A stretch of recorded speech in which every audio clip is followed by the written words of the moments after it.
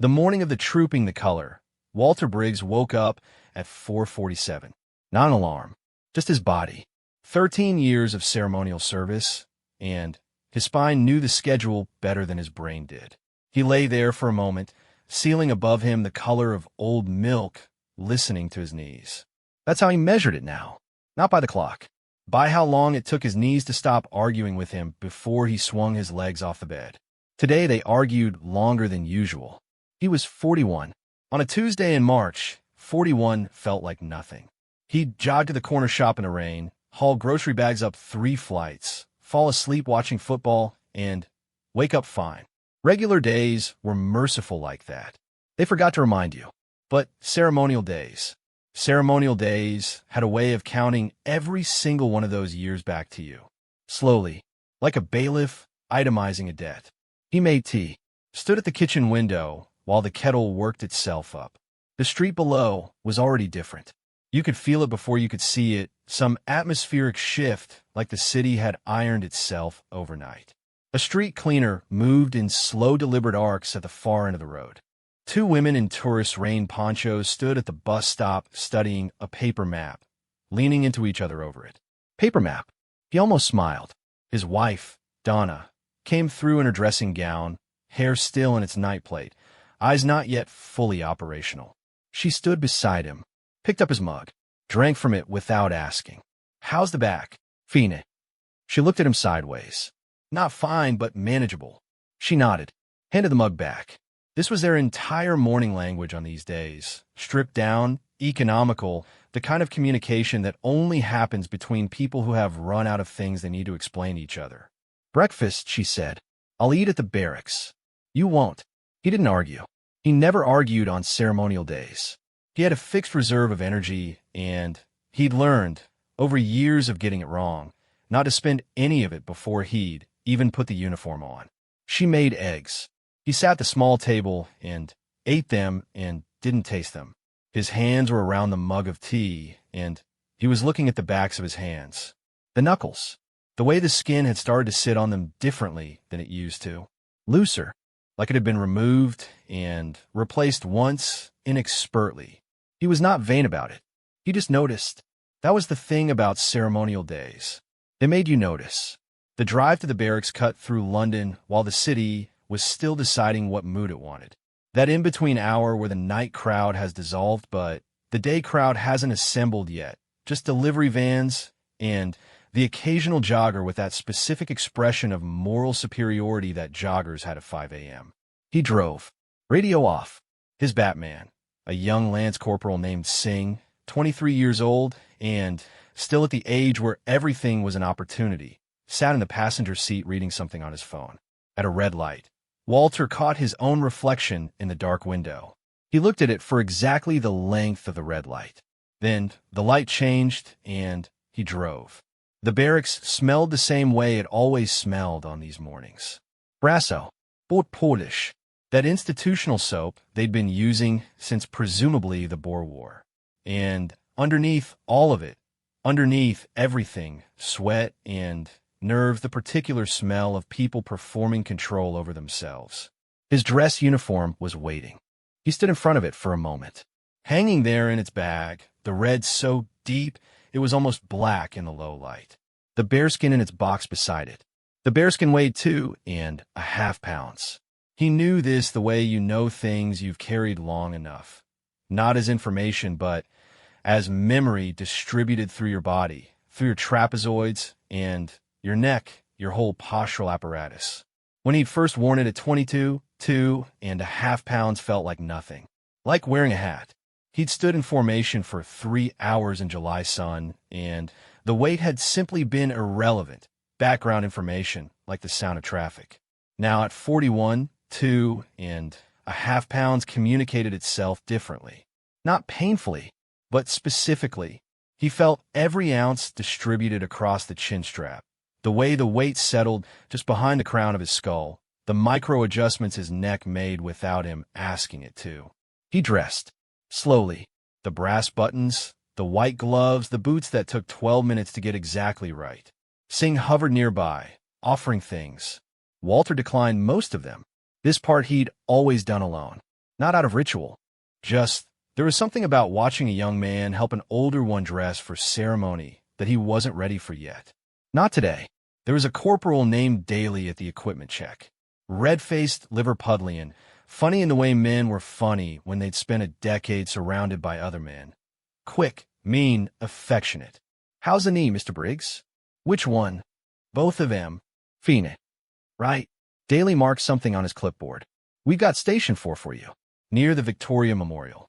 Good crowd placement. Walter nodded. Long stand today. 3 and a bit hours, maybe more. King's running late, according to I've stood longer. I know you have. A beat. Just saying. He moved on. Walter stood where he was for a moment, listening to the sounds of the barracks waking up around him. The bark of commands, the clatter of rifles being inspected, boots on stone. 20 years ago, he would have felt electric on a morning like this. Charged. The ceremony is fuel. He still felt something. It wasn't nothing. But it was different now. Quieter. More like devotion, maybe. The kind that doesn't need to announce itself anymore. He'd felt the loud version for years, and he'd burned through it. And on the other side of it was this, a steadiness that felt earned in a way the electricity never did. He just wished the steadiness didn't ride in on such sore knees. They walked out onto the mall at 7:15. The crowds were already 3 deep along the barriers, and it wasn't even 7:30. A family near the front had brought camping chairs, and were eating croissants from a paper bag like they were watching cricket. An American couple, identifiable by the matching windbreakers and the size of the camera, were in discussion about focal length. A little girl, maybe 5, in a red coat that was almost the same shade as Walter's tunic, was standing on the barrier rail, held by her father's grip on the back of her collar. She was staring at the approaching guards with the expression children had before they learned to perform emotions for adults. Pure, unadulterated awe, mouth slightly open. Walter did not look at her directly, but he registered her, the way you register certain things without looking. They moved into position. The mall stretched ahead, that particular gray-green London gray that only existed on this specific kind of overcast June morning, the trees in full leaf above the barriers, the Victoria Memorial Pale, and enormous ahead. Walter stood. That was the job. He stood, and the city arranged itself around him. The first 30 minutes were always the strangest. The body settling, the negotiation between the discipline and the discomfort. He breathed evenly, not deeply. Deep breathing under the bearskin shifted the weight in ways that compounded over hours. Shallow and regular, like a swimmer finding their stroke. He kept his eyes fixed at the middle distance. This was regulation, but also self-preservation. You looked at the crowd, and the crowd tried to make eye contact, tried to make you flinch, tried to get something from you, and the resisting of that was its own exhausting performance. The middle distance was cleaner. The middle distance was a version of nowhere that allowed him to be present without being accessible. He was aware of his back, not painfully, just aware of it the way you're aware of weather. Something happening at the edge of your attention that required monitoring. He thought, without meaning to, about his father. His father had done 32 years. Royal Fusiliers, then a desk, then out. Walter had visited him 3 months ago, found him in the small house in Ipswich, moving between rooms carefully, like a man navigating a room full of things that might break. His father was 68. His father said he felt fine. His father moved like a man for whom the word fine had been redefined, quietly, over years, without ceremony. Walter breathed. Shallow. Regular. He had 27 years of service. 17 to go if he stayed the course. The arithmetic of it just sat there. At 9:40, a tourist broke the barrier line. Not deliberately. A small boy, maybe 7, who'd been squirming for an hour finally, defeated his mother's grip and ducked under the rail, stumbling forward onto the cleared road, laughing, not understanding what he'd done. The reaction from the crowd was immediate. Gasps. The mothers pitched Jamie. And the boy stood in the cleared space, 5 meters from Walter's position, suddenly realizing that the enormous red soldier directly ahead of him was not moving, was not blinking, was a wall. The boy stared. Walter stared. Through him, technically at the middle distance, but the boy was now in the middle distance, and so Walter was staring at him with the focused neutrality of a man professionally committed to reacting to nothing. The boy took one step closer. The mother was making soft, panicked noises at the barrier. The boy took another step, his head tilted, trying to understand what manner of creature this was that wore this specific shade of red and held this specific stillness. Walter felt something happen in his chest. Not sentiment, closer to recognition. He'd been that boy once. Not at this barrier, at a different one, a different city 30-odd years ago. His own father's hand on his collar. His own face tilted up at the red uniform with that same calculus running behind his eyes. Is it alive? Is it real? What does it cost to be that still? The crowd erupted, relieved laughter, applause, as a police officer gently intercepted the boy and steered him back under the barrier. The mother crouched and hugged him, and the boy immediately started wriggling to get free again. Walter did not move, but something in him had shifted the way tectonic things shift. Nothing visible at the surface, everything rearranged underneath. He just stood, and the boy looked back at him once, over his mother's shoulder as he was carried away. And Walter, in the focused neutrality of the middle distance, almost nodded. The procession was late. 15 minutes, which in ceremony terms was a geological age. The crowd shifted. Next craned. Someone near the barrier started a rumor that there had been a medical incident near Horse Guards. This rippled through the crowd at the speed rumors travel, which is faster than truth and louder. Walter stood. The late June air had that London quality of being simultaneously too warm and faintly damp, the kind of morning that couldn't make up its mind and had decided to be both things badly. Beneath his tunic, his shirt was sticking to him across the shoulder blades. He was aware of his left ankle. Not painfully, just conversationally. The ankle introducing itself the way it had started doing this past year. A low-grade monologue that ran beneath whatever else was happening. A reminder, I am also here. I am also doing this. He shifted his weight by 2 millimeters. Regulation allowed for this. Technically, under extreme conditions, though extreme was a word that existed at some distance from 2 millimeters. Beside him, 3 posts down, stood Corporal Adeola Mensah. She was 26, Nigerian-British, daughter of a Lewisham GP, the first woman in her family to enlist, and apparently the last person anyone in the family had expected to. Walter had worked with her on 4 ceremonial postings now. She had a stillness that was, he'd thought about this, architecturally different from his. His stillness was constructed, built over years out of effort and discipline, and all the times he'd want to scratch his nose or roll his shoulders and hadn't. Hers seemed to originate somewhere quieter, somewhere he hadn't found the address to. He'd said this to Donna once. Donna had said, some people are born with the thing you're building. That doesn't mean your version is lesser. It means you know what it costs. He'd thought about that for 3 weeks. He was still thinking about it. The incident happened at 10:12. Not the procession. That was still imminent, 14 minutes away as it turned out, though no one knew that yet. A man. He'd been at the barrier for 2 hours. Walter had registered him the way you registered things. Peripheral filed, not flagged. Mid-40s. Gray parka. Stood alone, which wasn't unusual. Held a paper cup of something that had been empty for an hour, which was slightly unusual. Had the quality of someone waiting for something that wasn't the parade. At 10:12, he climbed the barrier. Not a lunge, deliberate, almost methodical, both hands on the rail, one leg over then the other, and then he was in the cleared road, standing in the gray June air with the empty cup still in his hand. The response was immediate. Police moved. The crowd compressed at the barrier, pressing forward to see. Someone screamed, the reflexive scream, the horror movie scream that situations like this extracted from people involuntarily. The man walked toward the line, not running, walking, like he was crossing a car park. Walter's post was not the nearest. Mensah was closer. 2 constables were converging from the west.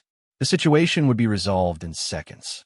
But the man had a specific trajectory, and the trajectory was Walter. He walked until he was close enough that Walter could see his eyes. This was the thing about the middle distance. It was a technique, not a fact. Reality could override it. Reality did. The man's eyes were not violent. That was the first thing. They were exhausted. Not the exhaustion of a bad night or a hard week, but the deeper kind, the kind that had worked its way into the underlying structure of the face, the way damp worked into brickwork, becoming part of the thing itself. He stopped 2 meters away. The constables were nearly there. 8 seconds. Maybe 10. The man looked at Walter. Looked at the uniform. The bearskin. The buttons. "My son," he said, "wore this." Not loud. Conversational almost. Like they were standing at a bar. Walter did not move. The constables reached him. Hands on arms, professional, calibrated for minimum force. The man didn't resist. He went with them like someone who'd expected to, like this was already always how it ended. He still had the empty cup. As they turned him, he looked back at Walter once more. He said something else. Walter caught only part of it, the acoustic chaos of crowd and movement swallowing the edges. Couldn't tell me he was proud. Then he was gone, led away through a gap in the barrier, the crowd closing like water behind him. The constables would sort it. Walter knew the protocol. He would give a brief account later, in writing. It would be logged and processed. He stood.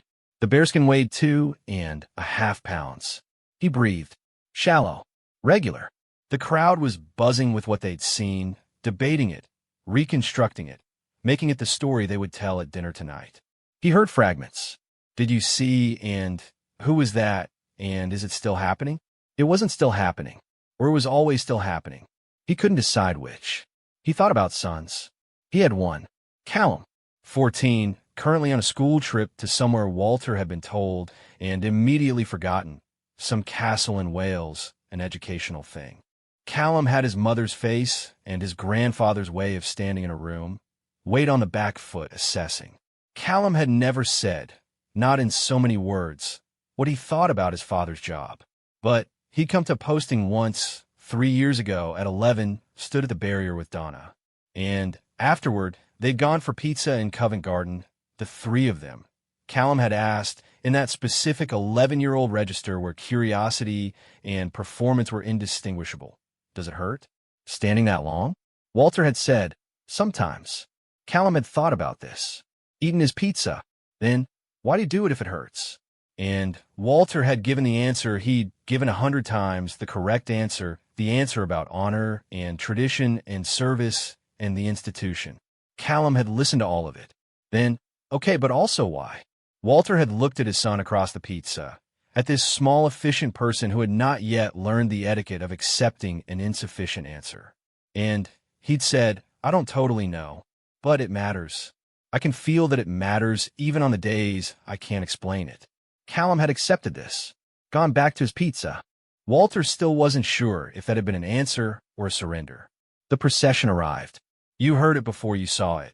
The music reaching the crowd first, the way it always did, the specific brass and percussion of the household division doing what it had been doing for centuries, the sound itself a kind of argument. We are still here, we are still doing this, here is the evidence. The crowd changed.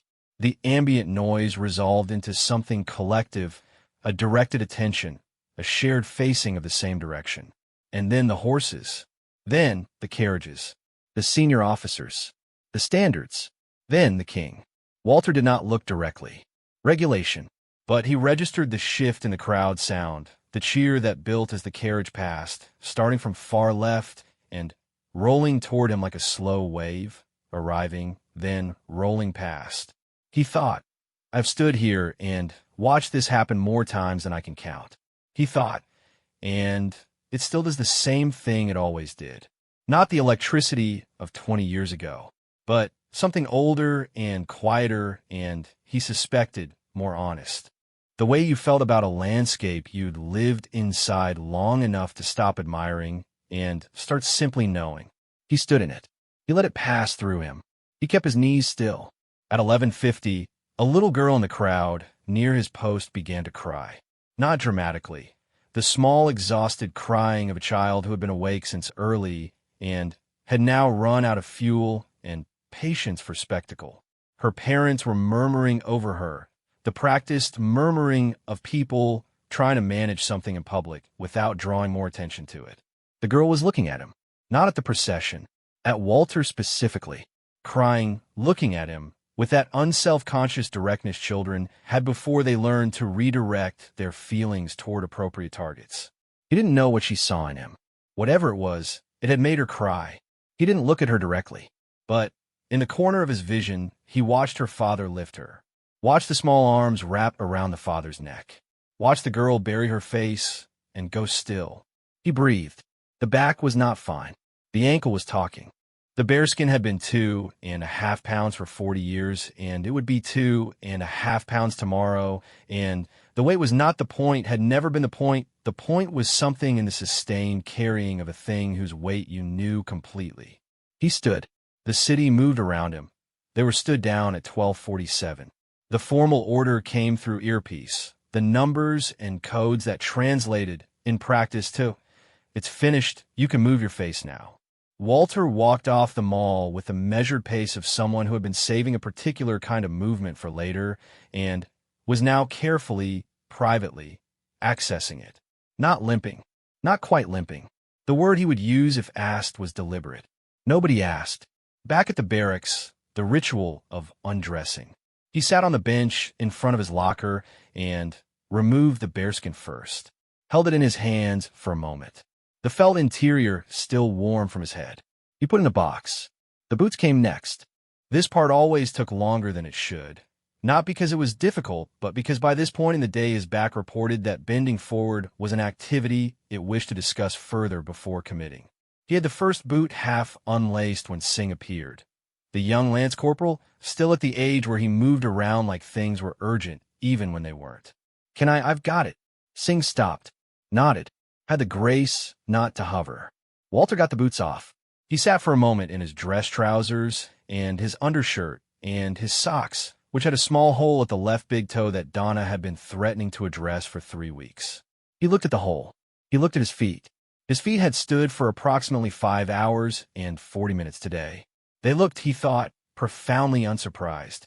In the washroom, alone, he stood in front of the mirror. He was not an introspective man. Not in the self-regarding sense, not in the sense of men who spent energy analyzing themselves. He was more interested in other people, generally, found other people easier to read and less likely to disappoint him. But on these days, he allowed himself the mirror. The face that looked back at him was recognizable. Still his face. The broad jaw, Donna always said strong, which he appreciated, the gray at the temples that had arrived 7 years ago and brought friends, the lines around his eyes, which were, the internet assured him, called laughter lines, which seemed optimistic given that most of them had arrived during years he remembered as characterized by something other than laughter. He looked at himself for a long moment. Then he washed his hands and went to find something to eat. The debriefing was administrative. He gave his account of the barrier incident. The man, the trajectory, the exchange. He kept it factual. The constables had handled it. The man had been accompanied, voluntarily, apparently, to a nearby station, where, according to Daly, who always knew things he shouldn't, he'd been assessed and collected by a family member. My son wore this. Walter wrote his report. Left that part in, verbatim, because it seemed like the kind of thing that should be recorded accurately. After, someone produced biscuits. The institutional variety, the ones that had existed in military settings since roughly the Industrial Revolution. He ate 3 and didn't taste them and was grateful for them. Minsa sat across from him, still in her tunic, writing something in a notebook. Not the report, something personal. He didn't ask what. After a while she said, without looking up, 11 years to go for you, isn't it? Thereabouts. Planning a party? Donna's planning something. I'm planning to not know about it until it happens. Minsa smiled at the notebook. My mom's already planning mine, and I got 19 years left. He looked at her across the table. The years shorten. She looked up. Not in a bad way, he said. They just compress. You'll look up and find them. She considered this. That's meant to be comforting? It's meant to be true. She thought about it. Nodded slowly, like a person filing something for later. He ate his 4th biscuit. He called Donna from the car park. She answered on the 2nd ring, which meant she was doing something domestic and unhurried, and he loved that about her, The unhurriedness, the way she moved through her own days like they belonged to her. How was it? Phoenix, you're back. Spoke to me. What did it say? Rude things. Nothing it hasn't said before. She laughed. The sound of it was specific, not performing warmth, but actually being it. He'd met people who performed warmth his entire adult life. Professional warmth, institutional warmth, the warmth required of certain roles. Donna's laugh was the real kind, the kind that didn't know it was being observed. Callum called, she said, from a trip. Said the castle was, quote, damp and intensely depressing. So he loved it. He sounded happy. Walter stood in the car park. Around him other men were doing similar things, calling homes, unlocking cars, walking toward buses. The ceremonial diffusing back into the ordinary. The city outside the barracks gates, making no particular accommodation for any of it. There was an incident, he said. On the mall. Serious? No. Just, he thought about how to say it. Chose. A man whose son had served. He came over the barrier. Donna was quiet for a moment. He couldn't find another way to be near it, Walter said. I think. That was the impression I got. Did you speak to him? No. Couldn't. You know. I know. The thing between them on the phone for a moment. He didn't feel it. She didn't feel it. They were good at this. Come home, she said. I made that lamb thing. The one with the yes. Good. He got in a car. The drive back was the opposite of the drive there. Morning was purpose and silence and conserved energy. Evening was the city at full volume. The 6 o'clock looseness of it, delivery cyclists and school traffic, and a bus that pulled into his lane without ceremony. He sat in traffic on the embankment and watched the Thames go gray-green in the fading light. He thought about the man with the empty cup. He thought about what it meant to carry something for 27 years and then have no clear means of returning it. No ceremony for that. No formation, no uniform, no mall, no thousands of people watching. Just the plain fact of it, a thing you'd given a significant piece of yourself to, and then the slow discovery that it had taken pieces you hadn't allocated, pieces you found yourself missing later in quiet rooms when the noise stopped. He understood the climbing of the barrier more than he'd written in the report. He would not write this anywhere. Callum was home by the time he got there. The school trip had ended early, some administrative thing, a coach rescheduled, and Callum was on the sofa in the living room, earphones in, school bag abandoned in the hallway with the specific abandon of a 14-year-old who had committed to not thinking about it until tomorrow. Walter stood in the hallway and looked at the bag. He should say something about the hallway. He would say something about the hallway. He stepped over the bag. Callum pulled one earphone out when he appeared. This was, Walter had come to understand, the full and complete expression of Callum's welcoming gesture. One earphone. How was the castle? Damp, your mum said. There was a bit with actual murder, though, Callum said, with the particular enlivening that 14-year-olds reserve for information about violence. Like a room where someone got their head cut off. History is full of rooms like that. Yeah, but this one you could stand in. Walter sat in the armchair across from the sofa. He was aware of sitting down the way he was aware of things specifically on these days. The relief of it, not quite pain, but its absence, which had its own specific quality. Callum had both earphones out now. He was looking at his father with the assessing look. The grandfather's look. You look tired, Callum said. Long day. It's always a long day on those days. Walter looked at his son. Yes. Why do they make them so long? Because the length is part of the point. Callum seemed to think about this. Then, that sounds like something you'd put on a poster. It's still true. Things could be both. Walter looked at Callum for a moment. The boy had Donna's timing, and it showed up in places Walter didn't expect it. Your dinner's ready, Donna called from the kitchen, and the moment dissolved the way moments did. Not concluded, not resolved, just redistributed into the ordinary noise of a family. Callum was already off the sofa. Walter sat for a moment longer. At dinner, nobody asked about the day in detail. This was a family practice, not avoidance, just proportion. He wasn't the kind of man who required his household to organize itself around his professional life, and they knew this, and they'd arranged themselves accordingly. They talked about the castle. Callum's account of the damp murder room was extensive and, Walter thought, improved by retelling. Donna had views on medieval architecture. Walter ate the lamb, and it was the best thing he'd eaten all day, which was a low bar, but she cleared it by several meters. He had one glass of wine. On ceremony nights, he allowed himself one glass of wine, and it hit him with the specific efficiency of alcohol hitting a body that had stood in place for 6 hours on 3 biscuits and institutional eggs from a morning that felt like it had happened in a previous decade. Warm. That was the word. Not drunk. Warm.